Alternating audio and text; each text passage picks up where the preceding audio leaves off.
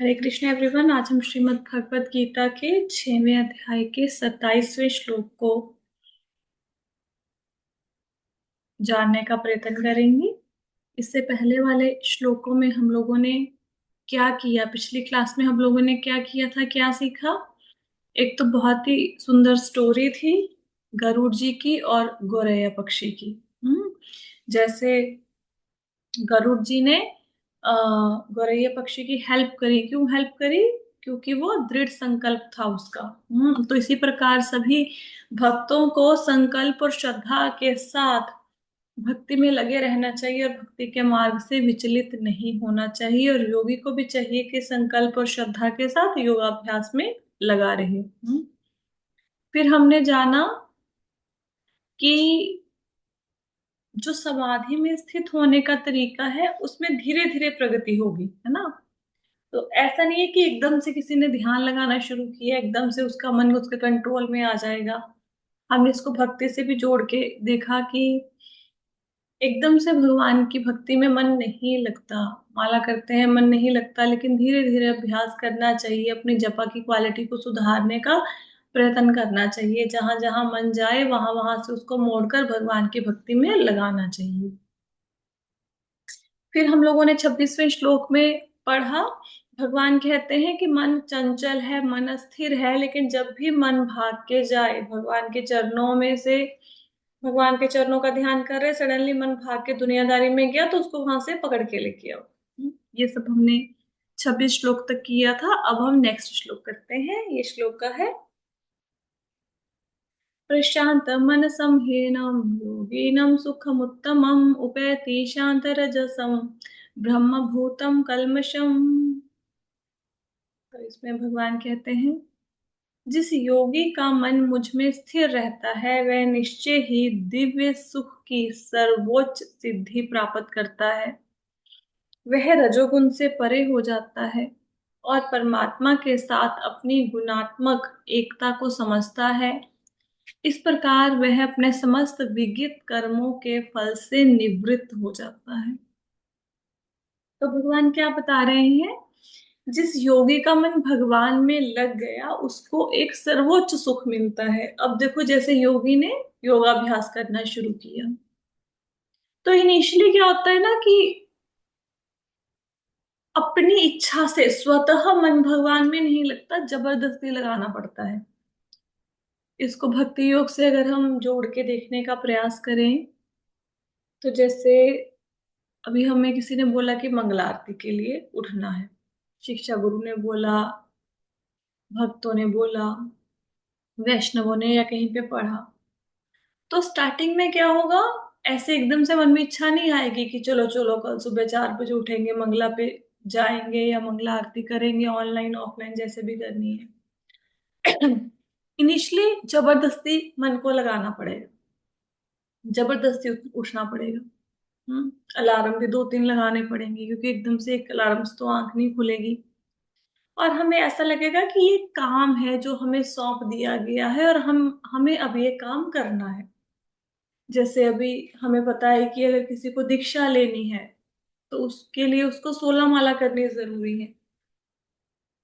अब एक तो होता है बड़े उत्साह के साथ माला करना, कि भगवान के नाम का उच्चारण कर रहे हैं, है ना। एक है उत्साह नहीं है, बस एक काम है कि ये जरूरी है, ये योग्यता होनी चाहिए दीक्षा लेने के लिए, इसलिए माला कर रहे हैं, मशीन की भांति। लेकिन धीरे धीरे जब भगवान की भक्ति में मन लगता है, थोड़ा सा मन भगवान के चरणों में लगता है, तो उसके बाद क्या होता है कि अब जबरदस्ती नहीं करनी पड़ती मन के साथ।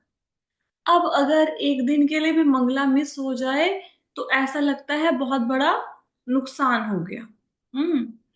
और फिर अपने आप ही मन करता है कि सुबह जल्दी उठें, और अगर अलार्म नहीं भी लगाओगे तो भी अपने आप ही जाग खुल जाएगी। हम्म अपने आप ही मन करेगा कि अब मैं मतलब सुबह हो गए है, अब मैं उठ जाऊं, जाप करूं, भगवान की आरती में सम्मिलित हो जाऊं। ये अपने आप मन करेगा, जबरदस्ती मन के पीछे भागना नहीं पड़ेगा। लेकिन इस स्थिति तक आने के लिए समय लगता है। ऐसा नहीं है कि आपने सुबह उठना शुरू किया और एक दिन में ही ऐसी स्थिति को प्राप्त हो जाओगे। एक दिन में कुछ नहीं होने वाला, इसमें समय लगेगा। लेकिन जब आप अभ्यास करते रहेंगे और धीरे धीरे भगवान की भक्ति में लगे रहेंगे, तो भगवान के प्रति अपने आप ही आपके मन में अनुराग उत्पन्न हो जाएगा। और उससे होगा क्या? उससे ये होगा कि हम ये समझ जाएंगे कि जो भगवान है और जो हम हैं, हम गुणात्मक रूप से एक हैं। मतलब जो भगवान में गुण है वो हमारे अंदर भी है।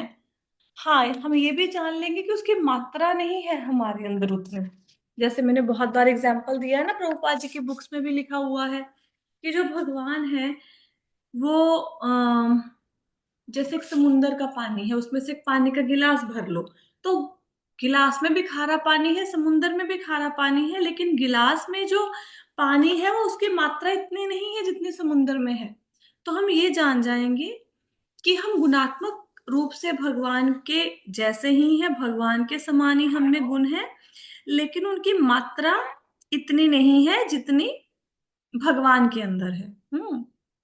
और अब हमारे मन में एक बहुत बड़ी बात आती है कि इसके भक्ति में आने से पहले तो हमने बहुत सारे पाप कर्म किए हैं। अब उन पाप कर्मों का क्या होगा जो हमने पहले किए हैं? तो भगवान की भक्ति में इतनी शक्ति है कि चाहे हमने जितने भी पाप किए हों, जितने भी, भगवान की भक्ति उन सारे पाप कर्मों के फल से आपको मुक्त कर सकती है। भगवान स्वयं कहते हैं कि जो भी उनकी शरण में आएगा वो उनको सारे जन्मों के पापों से मुक्त कर देंगे। लेकिन हमें शरण में जाना पड़ेगा भगवान की। अगर हम बोले कि अपने बल पर हम अपने पाप कर्मों से निवृत्त हो जाएंगे, ऐसा नहीं होने वाला। हम्म? तो जो योगी है, जब वो मन को, इंद्रियों को भगवान की सेवा में लगाता है, तो होता क्या है उसके साथ? वो समझ जाता है कि मैं और भगवान गुणात्मक दृष्टि से एक है, और वो जितने भी उसने पूर्व जन्म में पाप कर्म किए हैं उन सब से वो मुक्त हो जाता है। ये श्लोक में बताया गया है। आगे चलते हैं। मेरे ख्याल से ये श्लोक क्लियर हो गया होगा। नेक्स्ट है, युञ्जनेवं सदात्मानं योगी विगतकल्मषः सुखेन ब्रह्म संस्पर्शम् अत्यंतं सुखम अश्नुते। तो इसमें कहते हैं, इस प्रकार योगाभ्यास में निरंतर लगा रहकर आत्म संयमी योगी समस्त भौतिक कल्मश से मुक्त हो जाता है और भगवान की दिव्य प्रेमा भक्ति में परम सुख प्राप्त करता है। तो भगवान कह रहे हैं, जो योगी योगाभ्यास का निरंतर अभ्यास कर रहा है उसको मिलता क्या है? वो जितने भी भौतिक कल्मश हैं उनसे वो मुक्त हो जाता है। जो तीन प्रकार के ताप हैं, आध्यात्मिक आदि दैविक आदि भौतिक, उसको नहीं सताते। और ये काम क्रोध लोभ मोह अहंकार उसको नहीं सताते हैं। और वो भगवान की भक्ति में परम सुख का अनुभव करता है। अब ये परम सुख क्या होता है? सुख चार प्रकार का होता है: तामसिक सुख, राजसी सुख, सात्विक सुख और निर्गुण सुख। जो तामसिक सुख होता है, तामसिक सुख किससे मिलता है? तामसिक सुख मिलता है नशा करने में, अल्कोहल का सेवन करने में, सिगरेट पीने में, मांसाहार से, किसी को मार कर, हिंसा करके, या ज्यादा नींद लेने से, ये इन सबसे तामसिक सुख मिलता है। हम्म राजसिक सुख कैसे मिलता है? राजसिक सुख वो सुख है जो आपके मन और इंद्रियों को संतुष्ट करता है। किसी का ने बहुत अच्छा भोजन पा लिया, रात को अच्छी नींद आ गई, अच्छे वस्त्र पहन लिए, घर में कोई नया सामान आ गया, उसकी खुशी। आप जीवन में आपको बिजनेस में या जॉब में कोई तरक्की मिल गई, कोई उन्नति हो गई, उसकी खुशी। तो ये सारे राजसिक सुख की उदाहरण हैं। इसके बाद आता है सात्विक सुख। सात्विक सुख किससे मिलता है? सात्विक सुख जैसे किसी को परोपकार करके बड़ा मजा आता है। दूसरों की हेल्प करके मजा आता है। या किसी को नॉलेज गेन करके बड़ा मजा आता है, नॉलेज गेन करके जो सुख मिलता है। या कोई शांत मन वाला होता है तो उसको शांत रहने में बड़ा मजा आता है। तो ये सारे सात्विक सुख के एग्जाम्पल्स हैं। लेकिन इनसे भी ऊपर एक सुख है जिसको निर्गुण सुख कहते हैं। वो सुख कब मिलता है? उसका सात्विक राजसिक या तामसिक चीजों से कुछ लेना देना नहीं होता। अब हमें कोई नॉर्मली भी पूछ ले कि आप सुखी कब हो जाओगे, तो हमारा उत्तर यही होगा ना कि जब मेरा स्वास्थ्य ठीक हो जाएगा, जब मेरे फैमिली के साथ, मेरे रिलेटिव्स के साथ मेरे रिलेशनशिप अच्छे हो जाएंगे, जब मेरा बैंक बैलेंस अच्छा हो जाएगा तो मैं सुखी हो जाऊंगा। हम कहने के लिए कह देते हैं कि जब भगवान मिलेंगे या मेरा भक्ति में मन लगेगा तब मैं सुखी हो जाऊंगा, लेकिन एक्चुअल में हम ये मन से मानते नहीं है। एक्चुअल में जो हमारा सुख है वो भौतिक पदार्थों के ऊपर निर्भर करता है। हम्म। या कई लोगों को ना बड़ा परोपकार करने का, भलाई करने का बड़ा भूत सवार रहता है। देश की सेवा करनी है ना, कुछ जन कल्याण करना है, तो उन चीजों में बहुत सुख मिलता है। लेकिन जो निर्गुण सुख होता है वो इन सब सुखों के ऊपर है। वो मिलता है भगवान की सेवा करके, भगवान के ऊपर अपने ध्यान को लगाकर, भगवान का चिंतन करके, भगवान का मनन करके जो सुख मिलता है उसको कहते हैं निर्गुण सुख। जो योगी है, अब उसने घर बार त्याग दिया, जंगल में बैठ के धूप छांव गर्मी सर्दी सब सहन करके, अपनी इच्छाओं को, मन को वश में करके, इंद्रियों को वश में करके जो भगवान के ऊपर ध्यान कर रहा है, तो कुछ तो उसको मिलता होगा ना। ऐसा तो कोई भी दुनिया में नहीं है कि जिसको कोई, जो बंदा कोई ऐसा काम करता हो कि उससे उसको कुछ ना मिलता हो, बस ऐसे ही किया जा रहा है। जो हिमालय में ये लोग, साधु लोग हैं जो इतनी बर्फ में अपने शरीर को वहां पे ठंड या गर्मी का एहसास करवाते हैं जंगलों में जाके, तो उनको कोई ना कोई सुख तो मिलता होगा ना। ऐसे थोड़ा ना कि ऐसे ही जाके बैठ गए। हमें लगता है कि वो कितनी कठिनाई में बैठे हैं, उस बाबा को ठंड लग रही होगी, उसने उतनी बर्फ में कपड़े नहीं पहने हैं, या वो जंगल में ऐसे घूम रहा है, उसको गर्मी लग रही होगी, कुछ तो मिल रहा है ना उनको। उनको क्या मिल रहा है? उनको सुख मिल रहा है। कौन सा सुख मिल रहा है? दिव्य सुख। जो भगवान के ऊपर ध्यान लगाने का सुख है वो सुख मिल रहा है उनको। सारी चीजों से कुछ लेना देना ही नहीं है। हम लोग जो भौतिक जगत में फंसे हुए हैं इसमें, हम अपने सुख की तुलना संसारिक पदार्थों से करते हैं कि हमारे पास कितनी अधिक मात्रा में भोगों की सामग्री है। हम्म। हमारा सुख एक पल में छिन्न भिन्न हो जाता है। हमने सब्जी बनाई, उसमें नमक ज्यादा पड़ गया, 1 मिनट में सुख हमारा काफूर हो जाता है ना। और कोई, हमने कोई सब्जी बनाई बहुत अच्छी बन गई, खाने में जो स्वाद आता है उसको हम कितना इंजॉय ले लेके खाना खाते हैं। तो हमारा सुख जो है हमारी इंद्रियों की तृप्ति के ऊपर डिपेंड कर रहा है। लेकिन योगी का सुख इसके ऊपर डिपेंड नहीं करता। उसको भगवान के ध्यान में ही आनंद मिलता है। हम्म। तो अभी ये श्लोक समझ में आया कि इस प्रकार योगाभ्यास में निरंतर लगा रहकर आत्म संयमी योगी समस्त भौतिक कल्मश से मुक्त हो जाता है।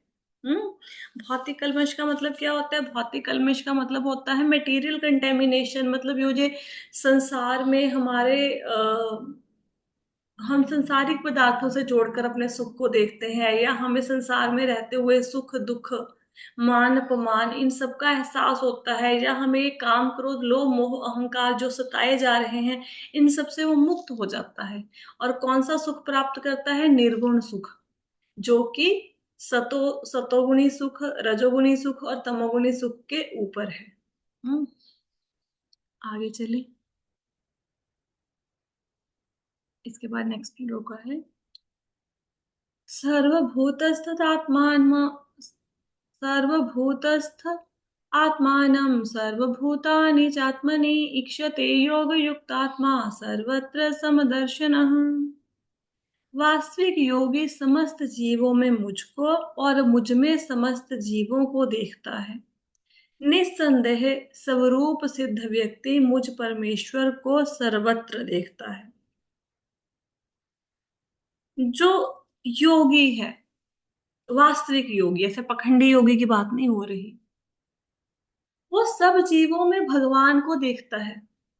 चाहे उसके सामने कुत्ता आ गया, चाहे गधा आ गया, चाहे कोई ब्राह्मण आ गया उसके सामने, चाहे कोई चंडाल आ गया, उसको भगवान ही सबके अंदर दिखाई देते हैं। एक्चुअल में देखा जाए तो हर व्यक्ति अपने, जैसे हम लोग अभी सर्दियां हैं कपड़े खरीदते हैं, है ना। अब जिसकी कोई अच्छी समर्था होगी वो मॉल में जाके अच्छे ब्रांड के कपड़े पहन लेगा गर्म। जिसकी समर्था कम होगी वो लोकल किसी शॉप से खरीद लेगा। उससे भी कम समर्था होगी वो जो रेडियो वाले कपड़े बेचते हैं वहां से कोई खरीद लेगा। उतनी भी समर्था नहीं होगी तो किसी से मांग के पहन लेगा। ऐसे होता है ना। तो अपनी अपनी समर्था के अनुसार जितने पैसे पॉकेट में है वैसे वैसे कपड़े हम पहन लेंगे। तो शरीर तो एक ही है ना, है तो इंसान का ही शरीर, ऊपर से सिर्फ वस्त्र अलग अलग धारण कर लिए।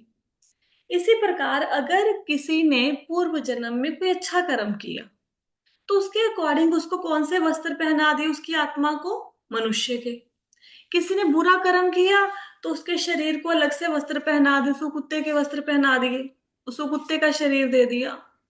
अब किसी के मन में मांसाहार करने की इच्छा की थी तो उसको पूरा करने के लिए शेर का शरीर दे दिया। तो लेकिन जो आत्मा है अंदर और आत्मा के साथ बैठे जो परमात्मा है, वो तो, परमात्मा तो सबके अंदर एक ही है ना। परमात्मा तो भिन्न भिन्न नहीं है। तो योगी क्या देखता है कि मेरे सामने जितने भी लोग हैं वो कौन है? वो परमात्मा के ही अंश हैं। तो सब जीवों में वो भगवान को देखता है। तो इस प्रकार उसे हर जगह पे भगवान के ही दर्शन होते हैं, हर जगह में, हर चीज में। चाहे वो अच्छी वस्तु है चाहे बुरी वस्तु है, उसमें उसको भगवान के ही दर्शन होंगे। जैसे भी ना, अपनी अपनी मनोभाव होते हैं। अभी थोड़े दिन पहले हम लोग ऐसे गेट टुगेदर हुआ, कुछ नॉन फैमिलीज मिली आपस में। तो उसमें ऐसे बात चली कि मैं वृंदावन जाके आई हूँ। तो उसमें से एक लेडी है, उन्होंने कहा क्या वृंदावन में अब भी उतनी ही गंदगी है जितनी पहले थी? वो तो बहुत गंदा स्थान है। तो मेरे को ऐसा लगा कि आप वृंदावन को गंदा कैसे कह सकते हो? कैसे आप कह सकते हो? और अगर आपको गंदा लगता भी फिर आपने क्या उपाय किया वहां उस स्थान पर जाके सफाई करने का? मतलब वृंदावन में घास का तिनका भी जो है वो भी, वहां पे बहुत भक्ति करके घास का तिनका बना है। वृंदावन में तो घास का तिनका बनना ही बहुत बड़ी बात है। लेकिन जिसका मन भगवान में नहीं लगा हुआ तो उसको धाम में भी गंदगी ही नजर आएगी। जिसका मन भगवान में लगा हुआ है उसको वो गंदगी नजर नहीं आएगी। वहां पे चाहे वो जो कुंड है उसमें जो कुछ मर्जी, वो गंदा हो साफ हो, जो भक्त है उसमें से आचमन करेंगे, पानी लेके जल लेके वो करेंगे। उनको कोई फर्क नहीं पड़ता कि ये जो जल है ये साफ है नहीं साफ है, उनको कोई फर्क नहीं पड़ता। तो ये देखने की दृष्टि होती है। हम्म तो हर जो भक्त है वो हर जगह पे भगवान को खोज लेता है, और जो अभक्त है उसको धाम में भी भगवान नजर नहीं आते। उसकी धाम में भी इच्छा ये रहती है कि यहाँ पे कहाँ पे सेल्फी पॉइंट है, यहाँ पे अपनी फोटो खिंचवा लूं, कहाँ पे मैं चाट पकौड़े खा लूं, है ना, अच्छे से होटल में स्टे किया, उनके लिए बस होगी धाम यात्रा। हम्म तो ये जो हर व्यक्ति के अंदर भगवान को देखना, ये गुण स्वतः विकसित नहीं होता, ये बहुत अभ्यास करना पड़ता है इसके लिए। लेकिन हाँ, भगवान कह रहे हैं कि जो योगी होता है सब जीवों में मुझको देखता है और मुझको, मेरे अंदर ही सब जीवों को देखता है। ये भगवान कह रहे हैं। बहुत सिंपल श्लोक है। इसके बाद 6.30 नंबर श्लोक। यो मां पश्यति सर्वत्र सर्वं च मयि पश्यति तस्याहं न प्रणश्यामि स च मे न प्रणश्यति। बहुत सुंदर श्लोक है। हम सबके जीवन पर लागू होने वाला श्लोक है। जो मुझे सर्वत्र देखता है और सब कुछ मुझ में देखता है उसके लिए ना तो मैं कभी अदृश्य होता हूं ना वह मेरे लिए अदृश्य होता है। अब देखो, अब हम संसार में रह रहे हैं। तो हम संसार में रह रहे हैं तो हमारे साथ अलग अलग तरह के लोगों का वास्ता पड़ता है, अलग अलग तरह के लोग हमें मिलते हैं। कुछ लोग संसार में आपकी तारीफ करके जाएंगे, कुछ लोग हमें बुरा बुरा भला बोल के जाएंगे। और बुरा भला बोलने वाले लोगों की संख्या नॉर्मली ज्यादा होगी, तारीफ करने वालों की हो सकता है संख्या कम हो। अब हर व्यक्ति हमें जो भी कोई हमारे बारे में, हमारे शान के खिलाफ कोई कुछ कह दे तो हम कितने कितने दिन उस बात को सोचते रहते हैं। लेकिन अगर हम ये देखें कि जो सामने वाला व्यक्ति हमारे बारे में बुरा भला बोल रहा है, उसके अंदर भगवान बैठे हैं ना। अब हम लोगों ने गोलोक वृंदावन जाना है, एम तो ऊंचा सेट कर लिया। अब गोलोक वृंदावन में क्या किसी ऐसे व्यक्ति का प्रवेश हो सकता है जो द्वेष करता हो किसी से, जिसमें सहन शक्ति ना हो? ऐसे व्यक्ति का प्रवेश हो सकता है? नहीं हो सकता। जिसके मन में नफरत हो, घृणा हो, सहन शक्ति ना हो, वो कैसे गोलोक वृंदावन में प्रवेश करेगा? तो भगवान क्या कह करते हैं? भगवान आपके अंदर उन गुणों को विकसित करने के लिए प्रयास करते हैं कि ये भक्त ने गोलोक वृंदावन आना है, इसके मन में इच्छा है, तो उनके अंदर गुणों को तो डेवलप कर दे। जैसे अगर किसी ने स्पेस में ट्रेवल करना है ना, चांद पर जाना है, तो आपने देखा होगा चांद में क्योंकि ग्रेविटी नहीं है वहां पे ऊपर जाके, तो उनकी बहुत देर पहले से ट्रेनिंग शुरू हो जाती है कि हवा में कैसे, अब वहां पे ग्रेविटी तो है नहीं, तो कैसे हवा में रहना है, कैसे वहां पे हवा में आप लोगों ने इधर उधर घूमना है, वो सारी प्रैक्टिस पहले से शुरू हो जाती है ना।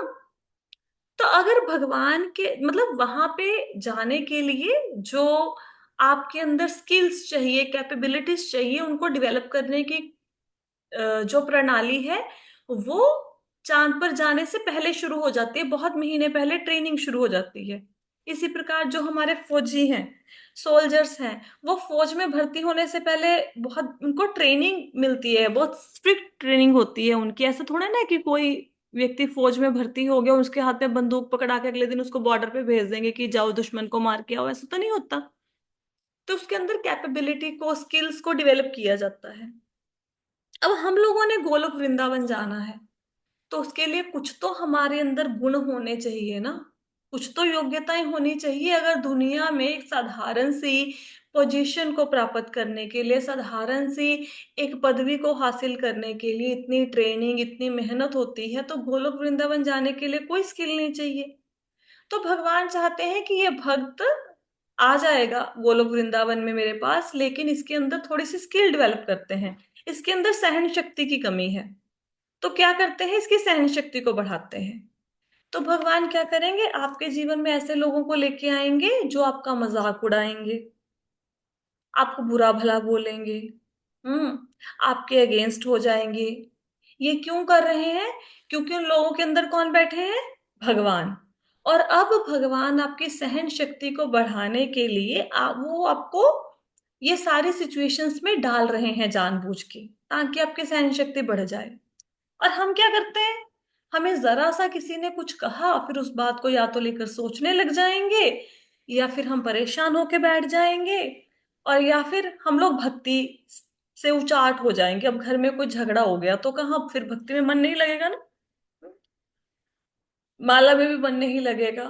हम कभी ये नहीं देखते कि सामने वाले इंसान के अंदर भी वही भगवान बैठे हैं जो मेरे अंदर बैठे हैं, और आज भगवान इस रूप में मेरी या तो समझो परीक्षा लेने आए हैं, या फिर मुझे कुछ समझाने आए हैं। अगर हम ऐसे सब लोगों को देखना शुरू कर दें, तो फिर मन शांत ही हो जाएगा, फिर किसी से कोई वैर विरोध ही नहीं रहेगा, है ना। या फिर हमारा मन, ये तो होगी द्वेष की बात। अब किसी के प्रति हमारा मन आकर्षित है, हम्म सपोज किसी ने कोई सुंदर लड़की को देखा, अब उसके प्रति उसका मन आकर्षित है ना। अब अगर वो ये देखे कि मैं उस लड़की के प्रति इसलिए आकर्षित नहीं हो रहा हूं क्योंकि वो दिखने में सुंदर है, क्योंकि उसके अंदर भगवान बैठे हैं, मैं भगवान की तरफ आकर्षित हो रहा हूं। अगर ये भाव लेके आओगे, तो ये काम वासना का जो विचार है ये 1 मिनट में हट जाएगा। हम्म कि सपोज आप किसी से भी प्रेम करते हैं दुनिया में, किसी भी रिलेशनशिप से, बच्चों से, माँ से, किसी से भी, हम्म अगर हम ये देखें कि ये मेरी माँ है इसलिए मैं इससे प्रेम नहीं करता, मैं इसलिए प्रेम करता हूं क्योंकि इसके अंदर भगवान बैठे हैं, भगवान के गुण हैं प्रेम के जो मुझे आकर्षित कर रहे हैं, तो कितना ऊंचा भाव हो जाएगा, है ना। लेकिन हम लोग दोनों ही सिचुएशन में, चाहे हम किसी से प्रेम करते हैं, चाहे हम किसी से नफरत करते हैं, हम दोनों ही सिचुएशन में भगवान से विमुख होके बैठ जाते हैं, भगवान की तरफ मुख को मोड़ के बैठ जाते हैं। कैसे? अगर हम किसी से प्रेम करते हैं तो उसके प्रेम में इतना बह जाते हैं कि हमें भगवान की सुध नहीं रहती, हम्म। और अगर किसी से नफरत करते हैं तो उससे नफरत करने में इतना बह जाते हैं कि हमें भगवान की सुध नहीं रहती। लेकिन भगवान तो मौका दे रहे हैं दोनों ही सिचुएशंस में आपको।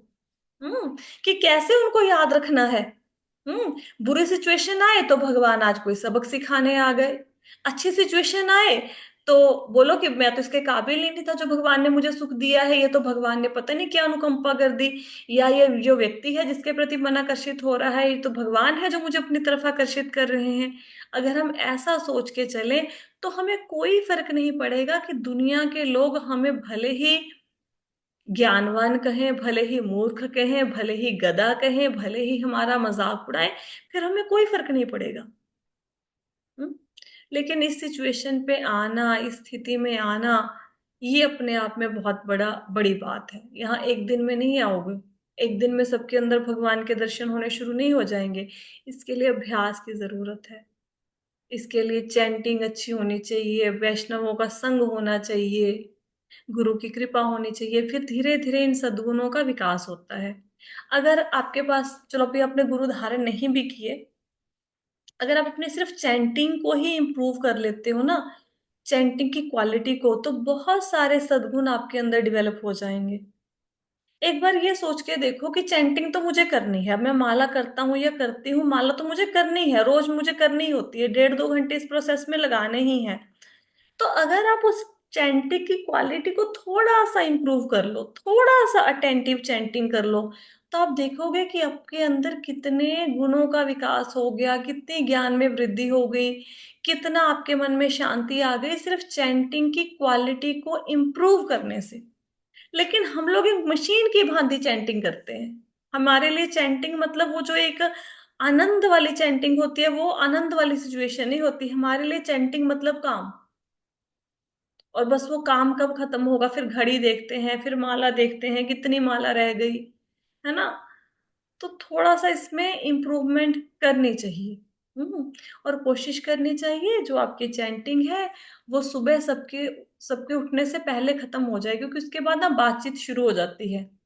फिर तो वो चैंटिंग करने में कोई मजा नहीं आता। ऐसे तो आप सामने वाले बंदे से बात कर रहे हो, बात करते करते भी चैंटिंग कर रहे हो, है ना। लेकिन भगवान में तो ध्यान, जब आप ये सोचो, जब एकांत स्थान में सुबह ब्रह्म मुहूर्त में बैठ के, जब मतलब अमृत वेले में बैठ के अगर भगवान की तरफ ध्यान नहीं लग रहा, तो जब हम बातें करते हुए चैंटिंग करते हैं तो कहाँ भगवान की तरफ मन लगेगा। नहीं लगेगा ना। तो कोशिश करनी चाहिए जो चैंटिंग है उसको एक प्रोसेस की बजाय ये समझना चाहिए कि ये मेरे भगवान से मिलन का समय है, और मेरा ध्यान भगवान में ही होना चाहिए इस समय। हम्म। जैसे अभी किसी की शादी नहीं हुई, लड़का लड़की आपस में मिलते हैं, तो उनको कुछ परवाह ही नहीं होती घर वाले क्या कह रहे हैं, दुनिया वाले क्या कह रहे हैं। उनको मन में इतनी तीव्र इच्छा होती है मिलने की कि भाई मिलना है, सो बहाने सो झूठ बोल के जाएंगे, और फिर जब अपने प्रेमी या प्रेमिका के पास बैठे हैं तो दुनिया की बातें भी याद नहीं आती, ना घर वालों की याद आती है ना बाहर वालों की, फिर ध्यान उसी में एकाग्र है। तो जब साधारण से एक दुनियावी रिश्ते के लिए इतना ज्यादा समर्पण है, तो फिर जो भगवान जो हमेशा हर जन्म में हमारे साथ हैं, वही हमारे असली पिता हैं, वही हमारे असली बंधु सखा हैं, उनका धाम ही हमारा असली घर है, उनके प्रति समर्पण भाव क्यों नहीं है। होना चाहिए, कोशिश करनी चाहिए, एटलीस्ट कोशिश करनी चाहिए। लेकिन प्रॉब्लम ये है कोशिश ही नहीं हो पा रही है। हम्म। ठीक है। तो चलो एनीवेज, आपको अच्छा मेरे को इस बात से याद आया, मैंने आपको एक एक्टिविटी बताई थी, किसी ने वो एक्टिविटी करी? वैसे तो एक्टिविटी याद नहीं होएगी किसी को क्या थी, है ना। या, याद ही नहीं होगी। पता है क्या करने को बोला था लास्ट सेशन में? हाँ, ये जो फोन पे सुन रहे हैं उनको पता है, ये जो ऑनलाइन वाले लगा, ऑनलाइन वालों को किसको याद नहीं है कौन सी एक्टिविटी दी थी। एनीवेज, ठीक है, फिर एक्टिविटी याद नहीं, फिर चर्चा क्या करेंगे। चलो, एनीवेज अगले श्लोक पे बढ़ते हैं। ठीक है। आप ना एक काम करो सब लोग, मतलब एक तो पहले ना हमारे मन में ये इच्छा होनी चाहिए कि मुझे भक्ति में आगे प्रगति करनी है, ऐसी इच्छा होनी चाहिए। उस इच्छा के बाद आप क्या करो ना, एक काम करो, एक पेपर लो, एक नई एक्टिविटी बताते हैं, पुरानी एक्टिविटी का तो कुछ कर नहीं पाए, चलो कोई बात नहीं, एक नई एक्टिविटी बताते हैं। एक ना पेज लो, उस पे लिखो मेरे अंदर क्या क्या कमियां हैं, क्या क्या मुझे भक्ति में आगे बढ़ने के लिए चाहिए। जैसे आप ये लिख सकते हो कि मेरी चैंटिंग अच्छी नहीं है ना, अटेंटिव नहीं है। आप लिख सकते हो कि मुझे फोन पे बातें करने की बहुत ज्यादा आदत है। या आप लिख सकते हो कि दुनिया के लोग मेरे बारे में कुछ कह दें मुझे बहुत अधिक फर्क पड़ता है। आप लिख सकते हो कि मेरे को ग्रंथ पढ़ने की, ये जो हमारा स्वाध्याय है, इसकी आदत नहीं है, प्रभुपाद जी की बुक्स को पढ़ने की आदत नहीं है। आप लिख सकते हो कि मुझे श्रवण की आदत नहीं है, मैं कथा कीर्तन को सुनता नहीं हूं या सुनती नहीं हूं, उनको लिखो। और फिर एक एक चीज को उठा के उसके ऊपर काम करो, थोड़ा थोड़ा काम करो। फिर आप देखोगे जिस चीज के ऊपर आपने काम करना शुरू किया वो चीज आपकी धीरे धीरे इंप्रूव होनी शुरू हो गई। ठीक है, पहले एक प्लान तो बनाओ ना भक्ति में आगे बढ़ने का। जैसे अभी आप किसी कंपनी में काम करते हो, तो कंपनी में ना आपको पता होएगा MIS बनता है ना। MIS में आपकी मतलब रिपोर्ट जाती है कि भाई आज आपने कितना सामान बेचा, कितने कस्टमर्स को अटेंड किया, कितना आपने ऑफिशियल वर्क किया, वो पूरी रिपोर्ट बनती है। भक्ति में हम लोग प्रोग्रेस क्यों नहीं कर पाते? क्योंकि कोई रिपोर्ट बनाने वाला हमारी है ही नहीं। हमें ऐसा लगता है नहीं भी कुछ करेंगे तो कौन सा किसी ने कुछ कह देना है ना। हमें चाहिए हमेशा हमारे सिर पर एक व्यक्ति डंडा लेके खड़ा रहे, और जब हम कोई काम नहीं करते वो डंडा पड़े फिर हम आगे बढ़ेंगे। हमें ये आदत पड़ चुकी है। जैसे अब खाना मत बनाओ एक दिन, तो क्या होगा? पति से गालियां पड़ेंगी, सास ससुर से गालियां पड़ेंगी, बच्चे आपको ताने मारेंगे, तो ऊपर डंडा है। इसलिए हम लोग रोज खाना बनाते हैं। अगर वो डंडा ना ना हो, आप अकेले रहते हो, तो पक्का मैगी खा खा के सो जाओगे सारा दिन, कभी ब्रेड खा के सो जाओगे, सब्जी रोटी नहीं बनाओगे। हम्म ऐसा होगा कि नहीं होगा? आप बताओ। अकेले होगे बनाओगे रोज रोटी सब्जियां? कोई नहीं बनाएगा, है ना। ऐसे कंपनी में हो सपोज, कंपनी में कोई आपका बॉस नहीं, जब मर्जी आओ जब मर्जी जाओ, आपको लगता है आप काम करोगे? कभी काम नहीं करोगे। फिर बॉस आता है ऊपर से डंडा मारता है कि अरे भाई तुमने इतनी प्रोडक्टिविटी नहीं करी। कैसे? अब जैसे कोई व्यक्ति टीचर है, अब टीचर है तो अब रिजल्ट नहीं अच्छा आया, तो प्रिंसिपल डंडा मारेगा ना कि क्या पढ़ाया बच्चों को, तुम्हारी क्लास के तो सारे बच्चे फेल हो गए। तो वो डंडे के डर से इंसान काम करता है। प्रॉब्लम ये है भक्ति में डंडा ही कोई नहीं है, कोई सुपरवाइजर ही नहीं है। अब गुरु एक बार दीक्षा देंगे, आपको मंत्र देंगे, लेकिन सिर पे खड़े होकर थोड़े ना जाप करवाएंगे। पर हमें चाहिए कोई सिर पे बैठा रहे, हमें देखता रहे। तो खुद ही अपने सिर पे बैठो, एक पेज पे लिखो, एक रजिस्टर लगाओ अपने लिए, 10 रुपए खर्च करो, कॉपी लेके आओ, किसी पेज पे लिखो। उसमें लिखो आज मैंने 15 मिनट चैंटिंग करी, या जो 16 माला करते हैं 2 घंटे चैंटिंग करी, 16 माला करी, क्वालिटी कैसी थी लिखो। आज मैंने कितने देर स्टडी करी, 15 मिनट, 20 मिनट लिखो। आज मैंने कितनी देर लेक्चर सुना, 30 मिनट, उसमें लिखो। ठीक है, जब आप ऐसे लिखना शुरू कर दोगे ना, तो धीरे धीरे आप देखेंगे, आपको पता लग जाएगा कि मेरी भक्ति में वृद्धि हो रही थी, यहाँ पे आके तो मैं बिल्कुल डाउन ही हो गया हूँ, है ना। इन दिनों में तो मेरी भक्ति हो नहीं रही, चलो इसको आगे बढ़ाते हैं। तो ऐसे अपनी एक MIS बनाओ, खुद ही अपनी भक्ति में प्रोग्रेस करने के लिए यत्न करो, तो भक्ति में प्रगति होगी। ऐसे बैठे रहने से कुछ नहीं होगा। ऐसे मन में सोचने से गोलोक वृंदावन जाना है, कृष्ण की प्राप्ति करनी है, तो कुछ करो तो सही ना भाई, उसके लिए कुछ तो करो। हम्म यहाँ पे हमें तो काम ही नहीं याद रहता, 4 दिन पहले बताया हुआ, बताइए कैसे भक्ति में प्रगति करेंगे। ठीक है, वैसे तो मैं आपको बहुत अच्छी अच्छी छोटी छोटी एक्टिविटीज बताती हूँ भगवान से जुड़ने के लिए, लेकिन करते आप कुछ हो नहीं।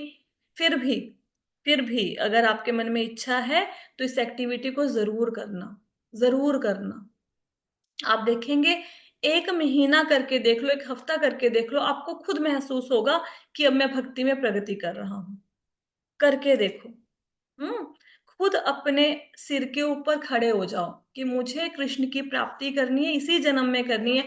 आप ये सोचो, भारत भूमि में जन्म लिया, अच्छे हम लोग फैमिली में हमारा जन्म हुआ, जहां पे कम से कम हमें ऐसा तो नहीं है कि मुगल साम्राज्य में पैदा हो गए हैं 18वीं सदी में 17वीं सदी में कि भगवान का नाम लेंगे तो कोड़े मार मार के आपको मुस्लिम बना देंगे, भगवान का नाम नहीं ले सकते। अंग्रेजी राज्य में तो नहीं ना पैदा हो गए हैं कि भाई नहीं गऊ का मांस खाओगे तो पड़ेंगे कोड़े, खाओ आप, जबरदस्ती आपको मांस खिलाया जा रहा है ना? ये आजादी के लिए संघर्ष किए जा रहे हो। भारत भूमि में पैदा हुए, लोकतंत्र में आप लोगों का जन्म हुआ, अच्छे घरों में सबके जन्म हुआ, स्मार्टफोन है तो इसका मतलब पैसे हैं तभी तो स्मार्टफोन लिया, तभी तो कथा सुन रहे हो, है ना? कोई ऐसा तो है नहीं बहुत ही गरीब फैमिलियों में हम जन्म लेके बैठे हैं, इंटरनेट भी चला रहे हो, है ना? उसके ऊपर इस जन्म में आपको ये पता लग गया कि कृष्ण ही भगवान है। आपको ये भी पता लग गया कि भगवान का धाम ही हमारा असली घर है, हम उनके दास हैं, वो हमारे स्वामी हैं। और इस जन्म में आपके जीवन में भगवत गीता आ गई, और भगवत गीता के अर्थों को समझाने के लिए भगवान ने किसी ना किसी को भेज दिया। मैं तो खुद मूर्ख हूं, चलो भगवान जितना ज्ञान देते हैं, गुरु जितना ज्ञान देते हैं, उतना का आपको बता देती हूँ। इतना कुछ होने के बाद भी अगर इस जन्म में भगवान की प्राप्ति नहीं करी तो कौन से जन्म में करोगे? फिर जब किसी आदिवासी एरिया में पैदा हो जाएंगे तब भगवान की भक्ति करेंगे, नहीं कर सकते ना? तो कोशिश कीजिए। लक्ष्य बहुत ऊंचा बनाया हुआ है, प्रयास उतने ही कम है। अगर लक्ष्य ऊंचा है तो प्रयास भी उतने ही ज्यादा होने चाहिए। ठीक है? तो नेक्स्ट श्लोका तो कल ही स्टार्ट हो पाएगा, आई होप सो। आज एक अच्छी सी आपको एक्टिविटी बताई है, आप करो। ठीक है? नहीं तो फिर मैं किसी दिन आपको मैं अपनी एमआईएस शेयर करूंगी कि मैं अपनी एमआईएस कैसे बनाती हूँ, कैसे उसका रिकॉर्ड रखा जाता है, शायद आप लोग कुछ उससे प्रोत्साहित हो, है ना? ठीक है? क्लियर हुआ श्लोका? सबको क्लियर हुए? माता जी क्वेश्चन पूछना था। हाँ जी बताइए। पूछूं? हाँ जी, हाँ जी, पूछिए ना। हाँ जी माता जी, जैसे हम भक्ति की